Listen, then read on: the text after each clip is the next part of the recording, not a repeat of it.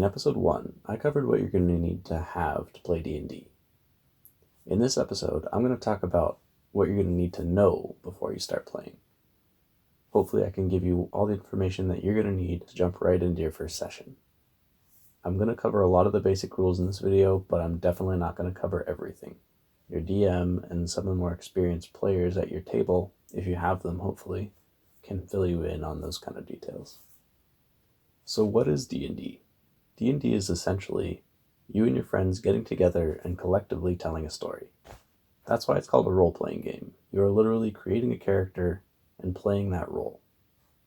But if all you're doing is telling a story, why do you need rules? Well, that's where the game part comes in. D&D is designed with certain rules, both to give players a more grounded idea of what they have to work with, and to make the game more fun. If everyone already has a pretty good idea of how this imaginary world works before going into it, it helps to give the players a little bit more of a realistic idea of what's possible in this world, and it gives everyone kind of a common ground to work off of, which helps to immerse yourselves in the role-playing. When you're playing D&D, there's two types of main players. There's the characters, which are generally known as the players, and then there's the Dungeon Master, or the DM, who's the one kind of guiding you through everything. Before I delve more into the actual rules, I'm going to make a small caveat. The DM is the rulebook. If the DM decides they want to make some changes to the way the rules were written, that's 100% within their right. If they decide they want to rewrite the entire rulebook, that's also within their right. Although at that point, you might as well just save some time and find a different RPG system. As a matter of courtesy, the DM should advise the players if they're making any changes to things like the core gameplay mechanics or items or spells that the players themselves will be using. There are some times the DM may want to change rules but keep it a secret. For instance, if they want to make a monster a little bit tougher than it normally is in order to surprise their veteran players. Or maybe they want to throw in a monster that isn't even in the rules. Generally, when you're making customized settings, items, spells, lore, etc., this is known as homebrew. Homebrew is one of the things that, to me, makes D&D so special, because it really is, the sky's the limit. Your imagination is the only thing limiting what you can do in this game. Okay, so now with all that out of the way, let's talk about how the rules are designed to work and what you should expect when you're playing the majority of your games in D&D. Generally, gameplay is done in 3 main stages: role-playing, adventuring, and combat. While role-playing, the emphasis is generally on character interaction. This can be between the players themselves, or it could also be between the players and non-player characters that the DM controls. While adventuring, the players are generally traveling, exploring, or otherwise interacting with their environment. There can be a lot of role-playing in this part of the game as well, but usually the focus is a little more heavily on other things. And the third stage, combat, is where the game is kind of broken down into small increments, and you start to really use your weapons and your abilities and such in a much more structured way, which is much more of the tabletop game part of D&D. Next, I'm going to talk about the difference between the DM and the players. Each one has separate roles, so I'm going to kind of take a minute to describe them here. The Dungeon Master, or Game Master, is kind of the driving force behind the game. They're responsible for creating the setting, setting the mood, and They're responsible for describing what happens in the world. They're the one that's going to tell you what's the size of the tavern that you all just met in, how many innocent civilians are milling around the streets waiting to be robbed, what's the race of the guard chasing you through the streets, and how many dust bunnies you find under your cellmate's bed with your investigation check of 23. The DM will create settings, social interactions, combat encounters, and basically everything else that the players themselves can't control. They'll also be responsible for refereeing, so they'll be the one that decides if that outrageous thing that your player wants to do is even feasible, or what kind of check they're going to need to make in order to pull it off. They'll be the one organizing combat, including keeping track of all of the enemy's stats and conditions and so on, and there's plenty more to being a DM, but I'm not going to get into all of it now. In order to keep things brief, let's talk about the things that the DM is not responsible for. The players are responsible for creating their characters. This is things like choosing your character's race, class, starting equipment, backstory, and rolling their stats for their abilities. The DM will usually decide on certain guidelines that you need to follow to create your character, so talk to your DM before you create your character to find out what those guidelines are. When writing your character's backstory, you need to answer questions like, who are you, where are you from, what do you look like, and so on. If you're playing in a homebrew world created by your DM, you might need to talk to them first about where you might have come from, because you're not really going to know. It's their world after all. However, if you're playing in a world that's already been published by Wizards of the Coast or someone else, such as the Land of Faerun, then you might not need as much input from the DM in order to create your character and your backstory. The player is also responsible for all of their stats and abilities. They need to know what their stats are and what their abilities do. They should have a character sheet already written up going into the first session that has all of your stats, your starting equipment, your abilities, and so on it. Of course, if you're playing a session 0, which a lot of people do, at which you might be rolling up your stats there, then you can't have those already marked down. But basically the rule of thumb is if you can have it prepared ahead of time, you should have it prepared ahead of time. If your character can cast spells, it's up to you to know how those spells work. If the DM has a question about, oh, what does that spell do, you ought to know the answer. They shouldn't have to be looking up a spell every time you want to use one. If the spell is new to you, then at least do the DM the courtesy of looking it up before you cast it.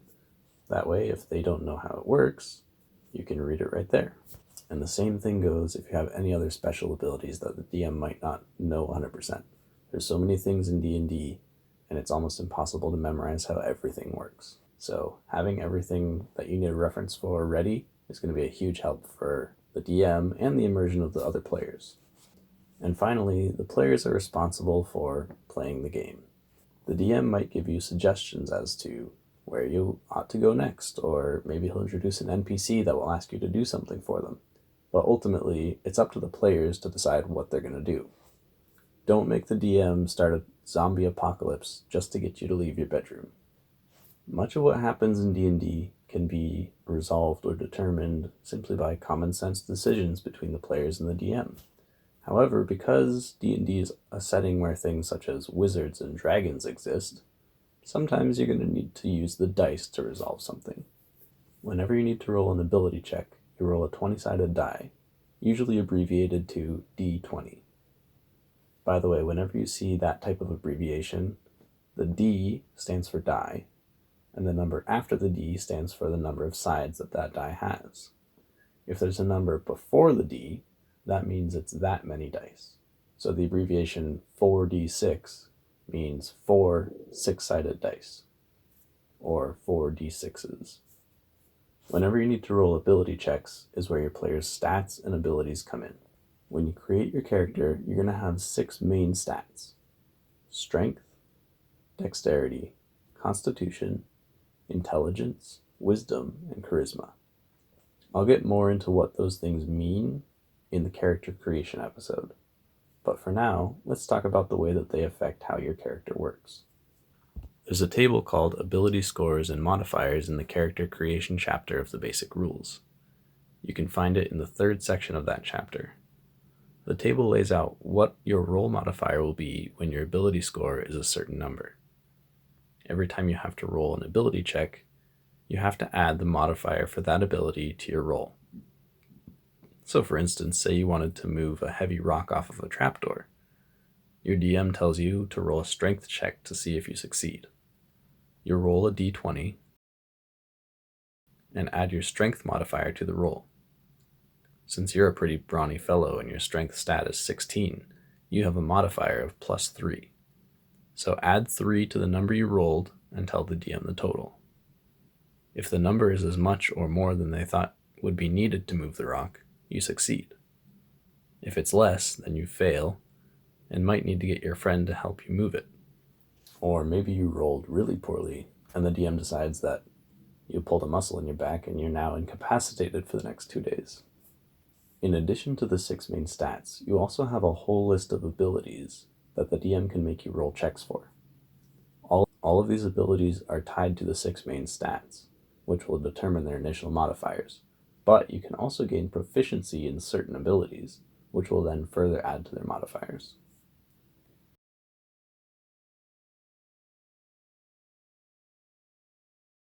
So these are the main mechanics of how D&D is played. The DM will give you a situation, you'll decide what you want to do, they'll tell you if you're going to need to roll a check to do that.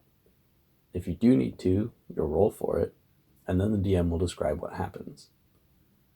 Not everything needs to be rolled for, like if you're buying a beer or walking to the shops on a decidedly flat road.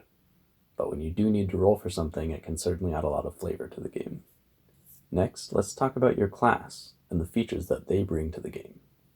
There are 12 main classes in D&D, and each one gives you a different set of features that are specific to that class.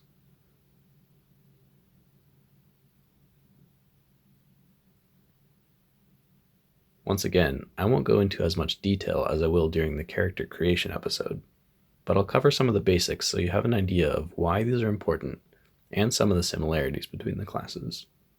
In the game, your character has a level, which kind of describes how powerful your character is at that moment.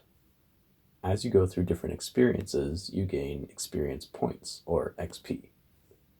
You can get XP from things like combat, social interaction, practicing your crafts, and so on. Once you gain a certain amount of XP, you gain a level. Every time you gain a level, your class grants you new abilities. If you're a fighter, for example, when you reach level 5, you gain a new feature called Extra Attack, which allows you to take 2 attacks on your turn instead of 1 like everyone else. A popular alternative to XP-based leveling is story-based leveling. Generally, the entire party levels up together based on what's been happening in the story. If your DM decides to set up the game that way, you probably won't be using XP at all. Your class can also grant you the ability to do certain things. For instance, the Paladin is proficient with heavy armor, so they don't suffer from as many penalties from wearing it. And wizards have the ability to learn new spells by simply copying them into their spellbook. Each class has its own pros and cons, so choose the one that you want to play based on funness. Combat is the part of the game that takes the sort of loose, imagination-driven game and breaks it down into a far more structured, tabletop-like experience. During combat, everything is broken down into rounds and turns. In real time, a round takes as long as it takes for each player and monster that's involved in combat to take their actions and movements and complete their turns.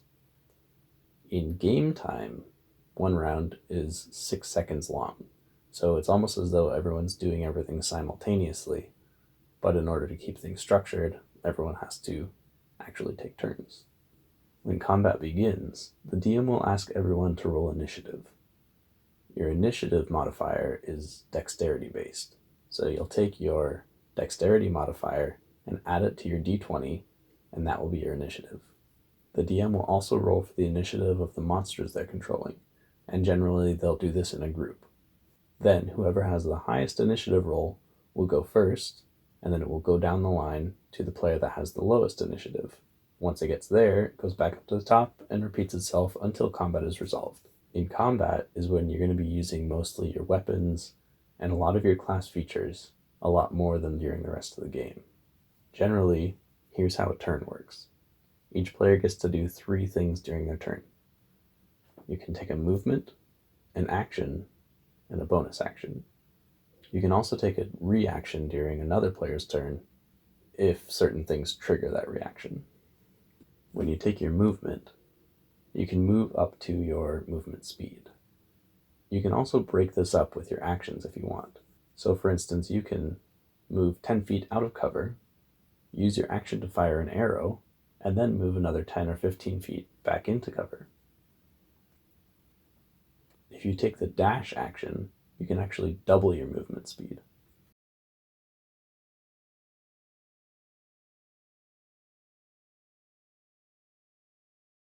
But then you just don't get to take another action after that.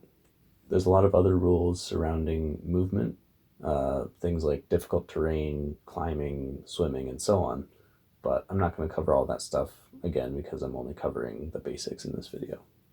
When you take your action, there are a whole bunch of different actions you can take, and a lot of them are all listed in the rulebook. So read through those for some ideas of the things that you can do. You can also make up your own actions, and the DM is the one who can decide if that's allowed or if you need to roll to see if you can do it or whatever. For now, I'm just going to talk about the attack action since that's the most common one to take during combat. If you're attacking with a weapon, the first thing you do is roll to see if you hit your target. Generally, melee weapons use your strength modifier, and ranged weapons use your dexterity modifier. You'll roll a d20, add the appropriate modifier, and then if you're proficient with the weapon you're using, you'll add your proficiency bonus as well. So add your die roll and your modifiers together and tell the DM the total. If the total is equal to or higher than the target's armor class, or AC, then the DM will tell you that you hit your target, and at that point you roll damage. The dice you roll for damage generally depend on the weapon that you're using, so whatever allows you to roll that, and let the DM know how much damage you've done. Also, you'll still add the ability modifier, but not the proficiency bonus in this case. Once you've reduced your enemy to 0 hit points, it's dead. The players can choose to knock it unconscious if they want to, and the DM can also make that decision, but generally, when you're fighting, small monsters, they just die when you bring them down to 0 hit points. If you ever roll a natural 20 on your attack roll, that's known as a critical hit. When you roll a critical hit, you get to roll double the amount of damage dice that you normally would. Add those two numbers together and add your modifier, and then that's the amount of damage you did for your critical hit. Also, on a natural 20, it's impossible to miss. So regardless of any negative modifiers you might have or a ridiculously high armor class that your enemy has, if you roll a natural 20, you always hit it. If you roll a natural 1, on the other hand, you always miss. It doesn't matter how great your modifiers are, a natural 1 always misses when you're attacking. The other main type of attack that you might be making is by casting a spell. Not all spells require an attack roll. Some of them just hit their targets. If you want to cast a spell on your turn, it's going to need to have a casting time of 1 action or less. The casting time will be noted on the spell's description. If you want to cast a spell that takes longer than 1 action, you can. You just have to note how much time it actually takes. For instance, if you cast a spell that takes 1 minute, it's actually going to take 10 rounds of combat. And usually combat is resolved before 10 rounds. If your spell does require you to make an attack roll, it'll note it in the description. When you do this, you're going to roll a d20, add your spellcasting ability modifier, and add your proficiency bonus. Different classes have different spellcasting abilities, so that's why I'm not saying which one it is. There are some spells that target one target, and they always just simply hit. You just roll the damage or whatever else the spell is supposed to do comes into effect. Some spells do an area effect, and usually those ones you don't need to make an attack roll for either, and they will affect everything within a certain area. Again, that'll all be noted in the spell's description. Often, when you're casting a spell that doesn't need an attack roll, then often your opponent can make a check to see if they actually can reduce or even sometimes negate entirely the damage done by that spell. If the spell tells you that your opponent can make, for instance, a dexterity saving throw, you need to let your DM know that. Whenever they do make a saving throw against one of your spells, they make it against your difficulty class, or DC. Your DC is 8, plus your spellcasting ability modifier, plus your proficiency bonus. Depending on your class and level, you'll only be able to cast a certain amount of spells before you run out of magical energy. This is known as your spell slots.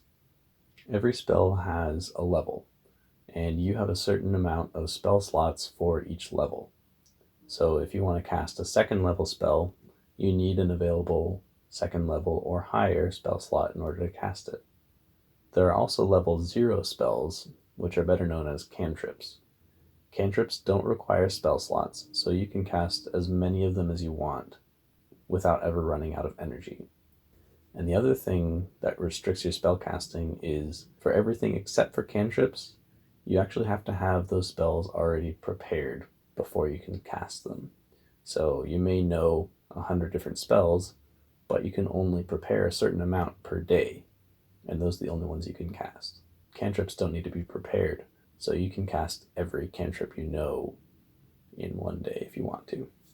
And then the third thing that you can do in combat on your turn is a bonus action. Bonus actions are usually small, quick things such as opening a door or picking something up off the ground. Certain class abilities will allow you to do certain other things using a bonus action as well. Once you have used up your movement, your action, and your bonus action, or at least done everything that you want to within those three things, then your turn is over. There's nothing more you can do. All of the mechanics for the way that the players take their turns are exactly the same for the way the monsters take their turns. They have the same three options of things they can do, and the DM will control all of their movements, actions, and so on. One big difference between monsters and players is that the DM can't decide just to kill a player.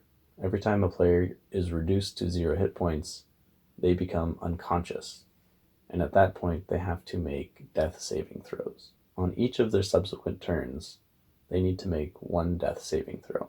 What you're going to do is roll a d20, and on a result of 10 or higher, you succeed your saving throw. On a result of 9 or lower, you fail. If you get 3 successes before you get 3 failures, your character is then stabilized and won't die. If you get 3 failures before you get 3 successes, your character's dead and you're going to have to roll up a new one. However, if you're ever at 0 hit points and you're given a healing potion or a spell is cast on you that heals you somewhat, or you gain hit points any other way, then you are instantly not only stabilized and no longer have to make death saving throws, but you're also conscious, and you can even jump back into combat on the next round if you want to. Combat doesn't have to be resolved by one side completely killing the other. The players can decide to run away if they want to, or the monsters can do the same if they think the players are going to overwhelm them easily. Then that kind of makes sense. Other examples may be a group of goblin bandits beset the players and they became distracted by an easier target, or a genie was attacking the party and was suddenly called home to his plane of existence by an unseen master. There's all kinds of things that could end combat without one side killing the other. However combat ends, the DM will let you know that you are now out of initiative and you don't have to wait your turn to do something. There's a whole ton more that I could talk about when dealing with combat, but again, for the sake of the length of this video, I'm going to cut it short here. You'll learn all sorts of things from your DM and from other players as you play the game. Once you've gotten banged up quite a bit and you've used up all of your magical energy, you're going to want to think about resting. There are 2 types of rests you can take in this game. One is a short rest, the other is a long rest. A short rest lasts for 1 hour. During a short rest, usually all you can do is roll hit dice. You have a certain amount of dice that you can roll to regain some of your lost hit points.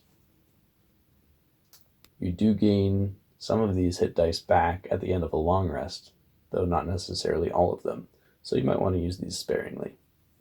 Some classes give you the ability to gain other things during a short rest, but most of them you just roll hit dice. During a long rest, you regain all of your maximum hit points, all of your spell slots, and you can prepare new spells from the spells that you already know. You also regain up to half of your maximum hit dice. So, for example, if you have a maximum of 5d8 hit dice, you would gain back 2 of them because you round down. If you've only spent 1, then great, you're back up to 5. But if you've spent 3, you only have 4. A long rest can only be taken once per 24 hours, so use it wisely. In order to gain these benefits from a long rest, you have to spend at least 6 of those 8 hours sleeping, and the other 2 hours have to be spent doing light activity, such as going for a stroll or talking or reading or something like that. If you go on like a long walk or go hunting or something like that, that's more strenuous activity and that would actually cancel the effects of the long rest. So be careful with what you do during that time. Okay, so between role-playing, combat, and adventuring, that makes up the bulk of playing D&D. Obviously, there's a ton of stuff that I didn't even scratch the surface of in this video. So if there's anything like maybe more on the specific classes or on spellcasting, any topic that you'd want to see me cover, let me know in the comments. If you found this video helpful, leave a like and subscribe for more content. Thanks for watching.